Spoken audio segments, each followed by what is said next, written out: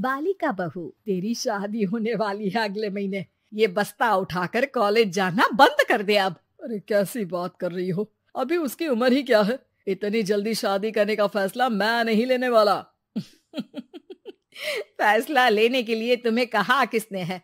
अरे मैंने कह दी शादी है तो है अगले महीने। बेचारी अमिता करती भी तो क्या, छोटी सी उम्र में बन जाती है अपने से 2 गुने उम्र के आदमी की बीवी। शादी के बाद देर रात पति घर आता है। खाना लगाओ, भूख लग रही है। अमिता खाना लगाती है। ये क्या बनाया है? वो सारा खाना फेंक देता है। कर्म ही खराब थे जो इतनी कम उम्र के लड़के से शादी करा दी। तभी वहाँ अमिता की सास आ जाती है। अरे हमें क्या पता था कि ये इतनी कामकाज में ढीली है। इसकी माँ ने तो कहा था रॉकेट की स्पीड से काम करती है।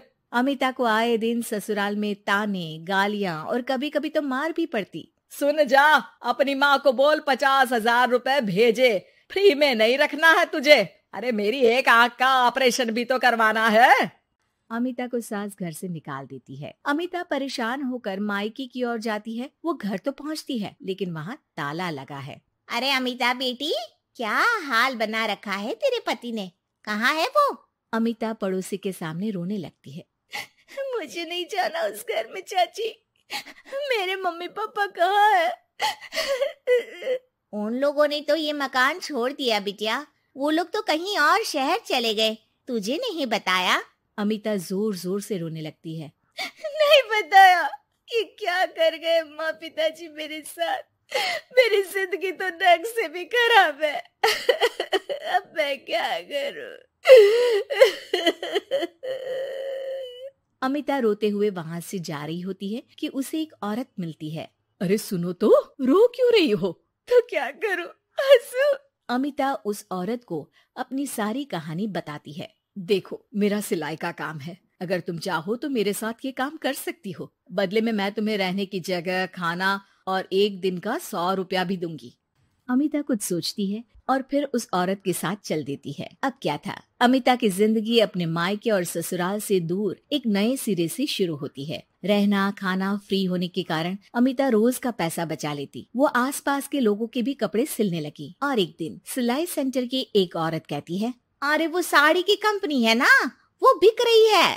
पास बैठी अमिता सारी बात सुन रही थी। हाँ, बिक तो रही है, लेकिन उस बंद पड़ी मनहूस कंपनी को खरीदेगा कौन? तभी तो इतनी सस्ती बिक रही है, लेकिन कोई खरीदार नहीं है। फिर भी कितने की बिक रही है? अरे पूरे 5 लाख में मशीनों के साथ। लेकिन यहाँ कोई लेबर काम नहीं करेगा। पुराने मालिक ने किसी को पैसे ही नहीं दिए।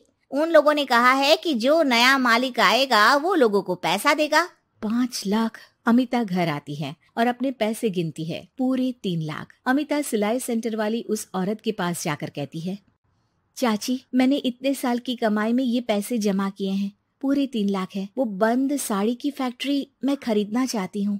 अरे अमिता, पागल हो गई हो क्या? वो 5 लाख की बंद मनहूस फैक्ट्री खरीदेगी, फिर लेबर का बकाया पैसा देगी, और वो फैक्ट्री चलेगी कि नहीं ये भी कोई नहीं जानता। लेकिन अमिता नहीं मानती। वो उस औरत से कहती है कि वो उस फैक्ट्री को खरीदना चाहती है और खरीद कर ही रहेगी। औरत भी अमिता की मदद कर देती है और फिर अमिता के नाम एक साड़ी फैक्ट्री हो जाती है। शुभारंभ वाले दिन अमिता लेबर से कहती है, मैं इस फैक्ट्री को दोबारा खड़ी करना चाहती हूँ। आप लोग इसमें माहिर हैं। मैं नहीं जानती कि पहले वाला मालिक के काम करने का क्या तरीका था, लेकिन मैं अपनी योजनाओं के साथ आई हूँ। मेरे पास आप लोगों को देने के लिए अभी तो पैसे नहीं है, लेकिन मैं वादा करती हूँ 3 महीने में आप लोगों के पैसे ब्याज सहित आप लोगों को दे दूंगी। और ये क्या बात होती है? हम सारा दिन फिर से काम करें और पैसे ना मिले तो हम खाएंगे क्या? सिर्फ 3 महीने की बात है। वैसे भी आप लोग बिना काम के यहाँ नए मालिक के इंतजार में बैठे ही थे। मैं काम करना चाहती हूँ और 3 महीने में सारे पैसे देने का वादा भी करती हूँ। लेबर आपस में सलाह करते हैं और अमिता की बात मान लेते हैं। सिलाई सेंटर से मशीन, सिलाई और कपड़े के ज्ञान में माहिर हो चुकी अमिता सभी के साथ मिलकर खुद काम करती। शहर और दूसरे शहरों में घूम घूम कर साड़ी का डिजाइन दिखाती और ऑर्डर लेती। अमिता को कई जगह से ऑर्डर आ जाते हैं। कई लोग उसके काम को सराहते तो कई आलोचना भी करते।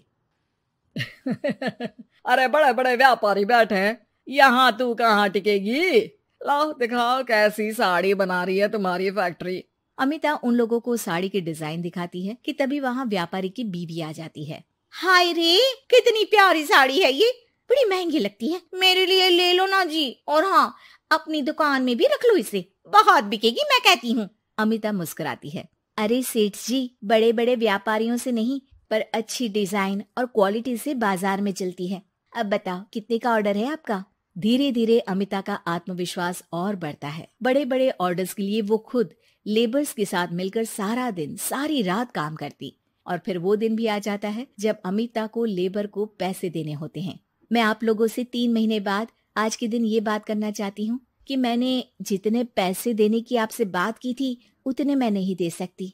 हम लोग जानते थे कि पर आपकी कंपनी तो फायदे में है, फिर हमारे पैसे क्यों नहीं देंगी? मतलब आप लोगों के बकाया पैसे, ये 3 महीने के पैसे और ब्याज के साथ मैं आप लोगों को 10% का मुनाफा भी दूंगी। सभी खुश हो जाते हैं। मेरा कोई परिवार नहीं है, लेकिन दिन रात आप लोगों के साथ काम करके मुझे आप लोगों में ही अपना परिवार दिखता है। अमिता की फोटो पेपर में छपती है। उसके बिजनेस मॉडल को पढ़ने के लिए कई बच्चे भी उसका इंटरव्यू करते हैं। अब अमिता 1 से 2 और 2 से 4 फैक्ट्री खोलकर देश में बड़ा नाम कमाती है।